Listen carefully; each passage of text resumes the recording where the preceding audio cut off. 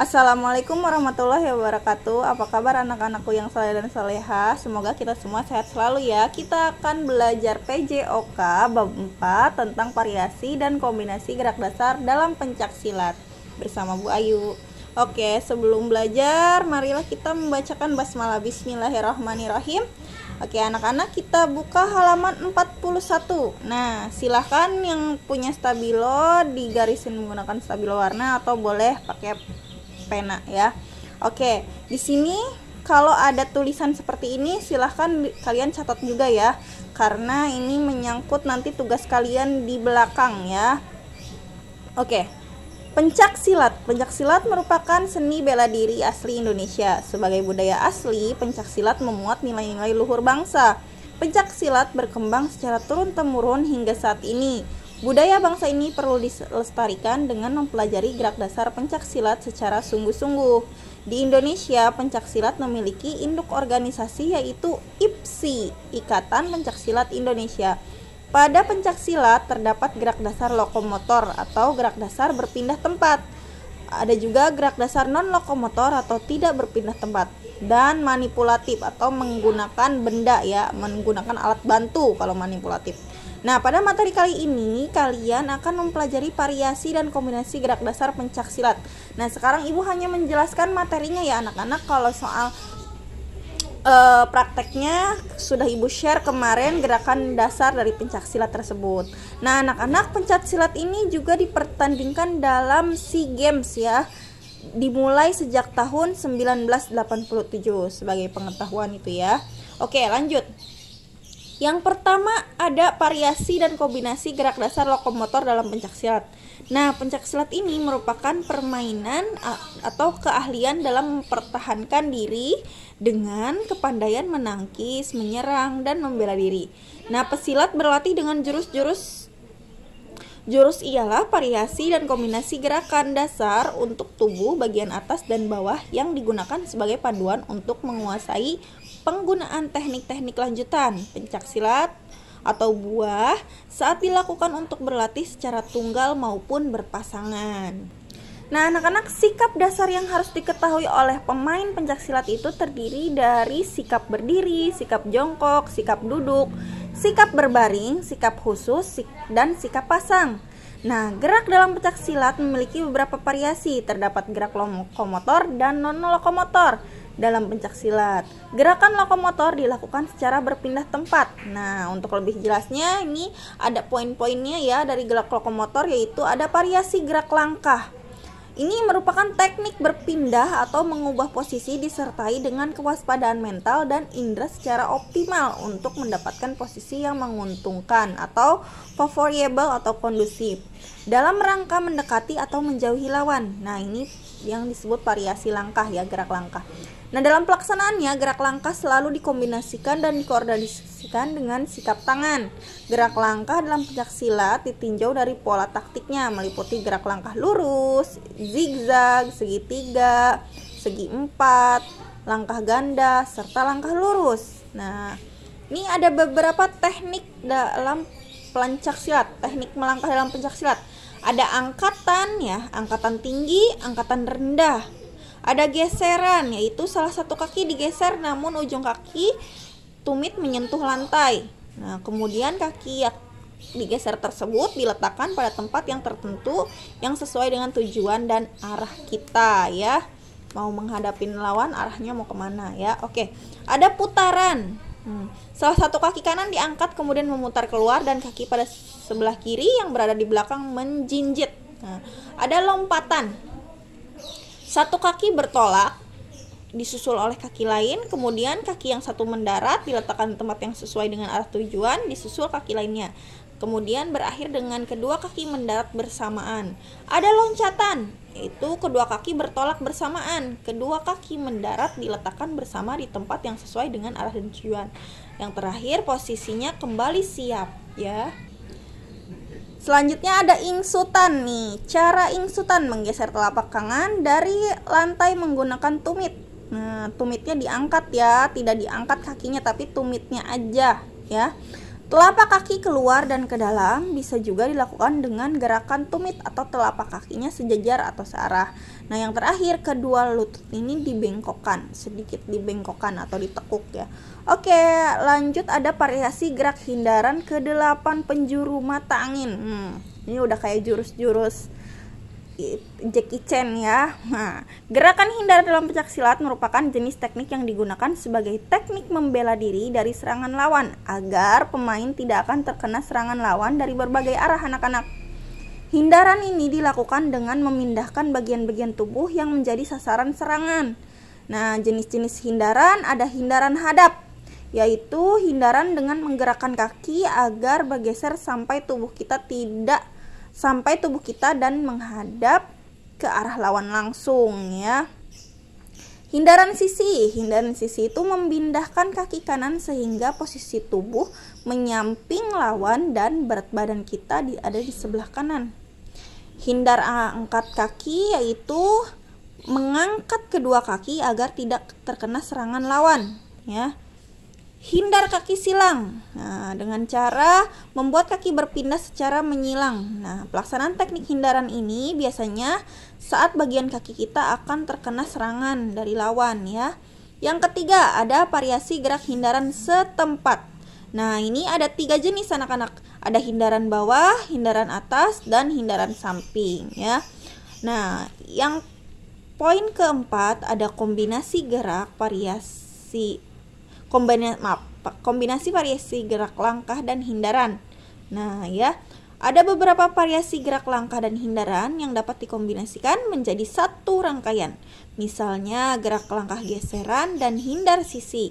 Cara melakukannya, melangkahlah dengan cara geseran dilakukan dengan satu kaki digeser, tetapi ujung jari kaki masih menyentuh lantai. Bukan tumit ya, tapi jari kaki. Sementara itu, kaki lainnya digunakan sebagai tumpuan berat badan.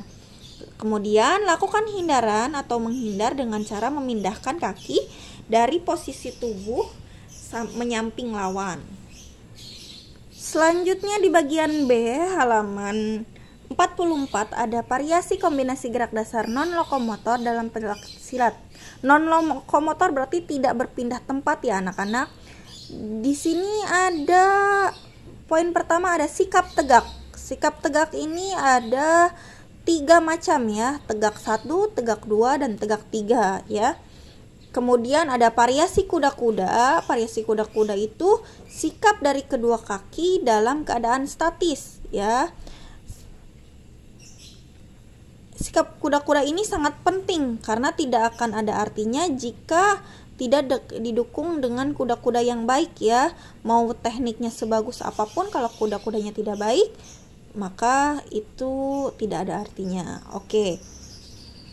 Berasal dari kata kuda-kuda katanya, yang berarti posisi kaki seperti menunggang kuda. Nah, diartikan sebagai suatu posisi yang menjadi tumpuan untuk melakukan sikap pasang, teknik serangan, dan teknik belaan. Nah, kuda-kuda itu ada beberapa jenis ya anak-anak. Ada kuda-kuda depan, ada kuda-kuda belakang, dan ada juga kuda-kuda samping, kuda-kuda tengah, dan kuda-kuda silang. Nah, itu macam-macam kuda-kuda. Selanjutnya poin ketiga ada variasi sikap pasang. Nah, sikap siap menghadapi lawan baik dalam keadaan akan menyerang maupun bertahan. Itu yang dimaksud sikap pasang. Tujuannya untuk mencari kelemahan lawan ketika akan menyerang dan mewaspadai serangan lawan yang sifatnya tiba-tiba dan tidak terduga ya. Selanjutnya ada variasi serangan tangan atau pukulan. Nah, pukulan ini ada beberapa poin juga ya anak-anak. Jenisnya ada pukulan depan, ada pukulan bandul atau pukulan sengkol yang diawali dengan sikap kaki kuda-kuda tengah ya, kemudian kedua belah tangan saling menyilang di depan dada dengan dengan tangan yang memukul, jari-jarinya mengepal. Kemudian ayunkan tangan yang memukul ke depan dengan kepala telungkup. Tangan yang satu lagi tetap menutup badan sendiri. Nah, lakukan dengan mengubah atau mengganti tangan yang memukul. Di sini sudah dijelaskan kelemahannya seperti apa atau kesalahan yang sering dilakukan saat pukulan tersebut. Kemudian ada pukulan melingkar. Nah, ini dengan cara menggerakkan tangan secara melingkar. Lintasannya dari arah samping luar tubuh menuju ke arah dalam tubuh pesilat. Selanjutnya ada pukulan samping nih anak-anak. Pukulan samping itu pukulan yang arahnya ke samping tubuh dengan menggunakan punggung tangan. Awas ya, punggung tangan. Nah, pukulan ini memiliki lintasan ke depan atau lurus dengan menggunakan tangan yang dimulai dari samping. Nah, tambahan lagi ada pukulan tegak ya anak-anak, silahkan dicatat. Pukulan tegak adalah teknik pukulan yang sasarannya adalah bahu atau sendi bahu bagian kanan lawan yang dengan kita berhadapan, posisinya berhadapan ya. Bukan memunggungi tapi berhadapan ya. Oke. Selanjutnya ada variasi serangan kaki atau tendangan. Nah, anak-anak, tendangan merupakan teknik yang digunakan untuk jarak jangkauan yang jauh ya. Gerakan tendangan menggunakan tungkai. Nah, tungkai kaki sebagai komponen penyerangan. Serangan kaki dapat dilakukan dengan punggung kaki, telapak kaki, ujung kaki, tumit, sisi kaki, dan pergelangan kaki.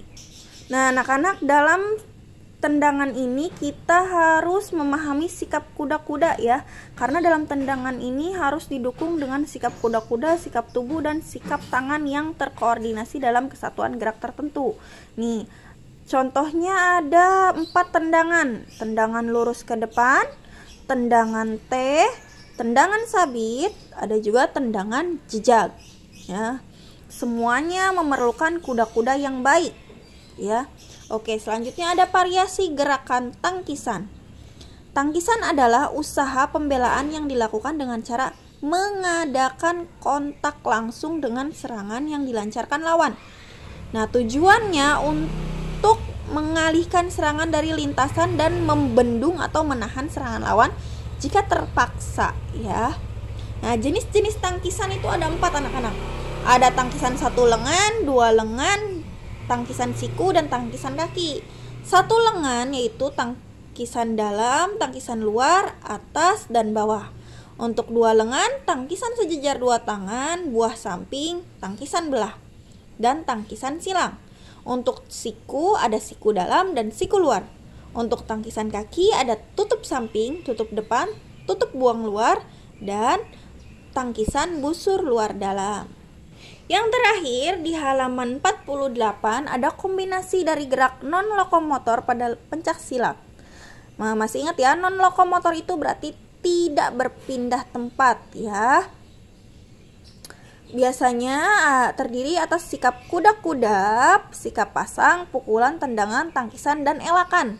Nih, ada latihan langkah memukul dan menendang disatukan nih.